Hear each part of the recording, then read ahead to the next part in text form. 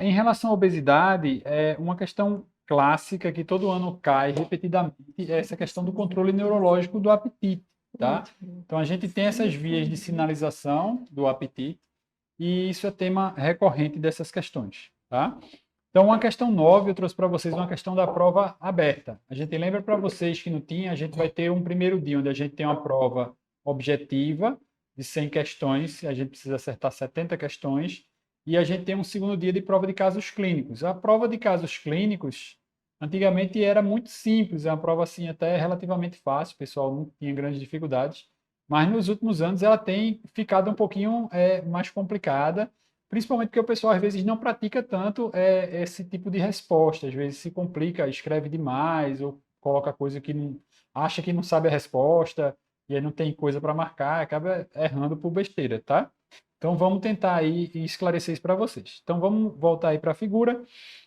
Complete na figura abaixo o sinalizador periférico 1, o receptor 2, que age no neurônio que expressa 3, que é clivado produzindo neurotransmissor 4, que age no receptor 5 do neurônio de segunda ordem da via anorexígena do eixo leptino-melanocorticotinérgico. Então, quando a gente lê isso aqui, na hora da prova dá um nó, né?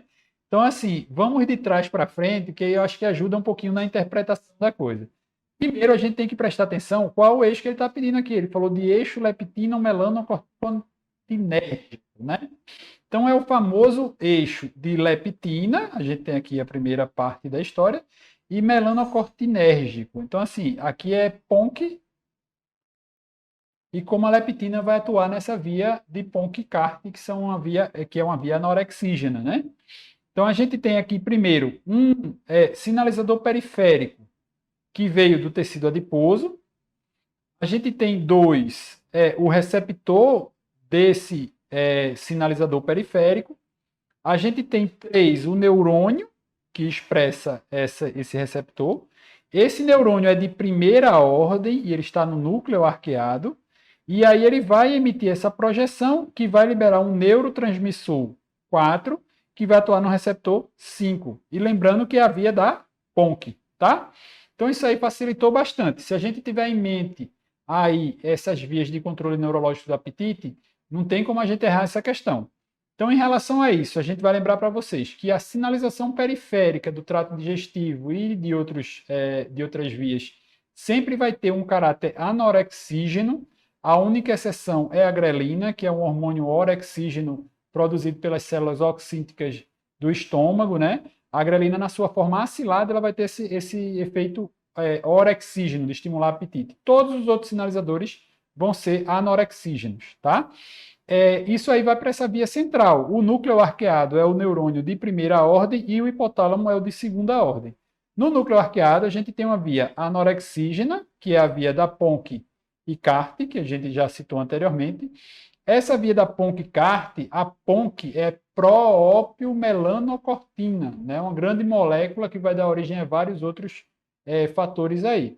Então, esse M da melanocortina, uma das moléculas derivadas aqui, é o MSH, que vai atuar no receptor MC4R. Isso é um fator de confusão, mas a gente facilita para vocês. Aí todo mundo já sabe decorado, né, Eric? Então, assim, a gente vai saber que o MSH é o hormônio que sacia muito, tá? Então, não confundir com o MCH lá de baixo, que é o hormônio que come muito. E aí, o MCH ele vai ser da via do neurônio de segunda ordem, de uma via orexígena, tá? Esses dois hormônios, embora só tenha uma letrinha aí de diferença, esses dois transmissores, eles vão ter efeitos diversos e eles não vão estar no mesmo neurônio, não vão estar na mesma via de sinalização. Então, inclusive, em localizações topográficas diferentes. Então, a gente sabendo dessa via da PONC aqui, baseado nesse segmento, né, a via orexígena do neuropeptídeo Y agudo, a gente consegue responder a questão com muita facilidade, né? Então, se a gente pegar aqui, a gente lembra para vocês que o eixo é leptino-melanocortinérgico. Então, primeiro ponto, qual o transmissor que vai vir do do tecido adiposo lá? Então, obviamente, vai ser a leptina, tá? Então, se essa leptina vai atuar em um receptor 2, qual é o receptor da leptina? É o famoso receptor da leptina. Não precisava de nenhum nome especial, só receptor da leptina. O neurônio 3, aí já estamos no hipotálamo, no núcleo arqueado, aí a gente já viu que é o neurônio da PONC, tá? Que a gente já definiu anteriormente. O transmissor 4, que vai ser produzido pela PONC, que vai atuar na melanocortinérgico, é justamente o que a gente falou, o MSH, o alfa-MSH, ou se você colocasse só MSH, também estaria correta a resposta, tá? E ele vai atuar num núcleo de segunda ordem, aqui, do receptor dele, que está nesse núcleo de segunda ordem, que é o MC4R. A gente lembra para vocês que a mutação desse MC4R é a causa mais comum de obesidade monogênica, né? Então é uma informação também que sempre é cobrada em prova. Então a gente tendo aí um pouquinho de calma e lembrando da via, a gente ia responder sem grandes dificuldades.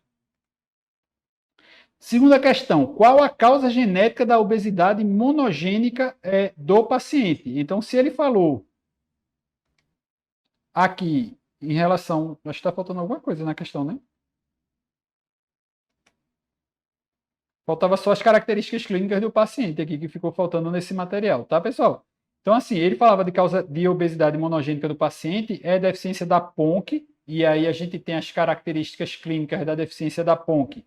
Como é uma molécula que é próprio melanocortina, você vai ter uma deficiência de ACTH, da corticotrofina, da letra C aí da história, então vai ter uma insuficiência adrenal central, e vai ter a característica clássica da PONC, que é a história de pele clara e cabelos ruivos, que é muito característica da deficiência da PONC, justamente porque não tem o estímulo do melanócito, né? A gente lembra que o receptor lá não é o MC4R, mas é o MC1R, e a gente vai ter o cabelo ruivo, que é característico dessa deficiência. Duas outras características clínicas do paciente, além da obesidade, com seus respectivos mecanismos, eu acabei de responder para vocês.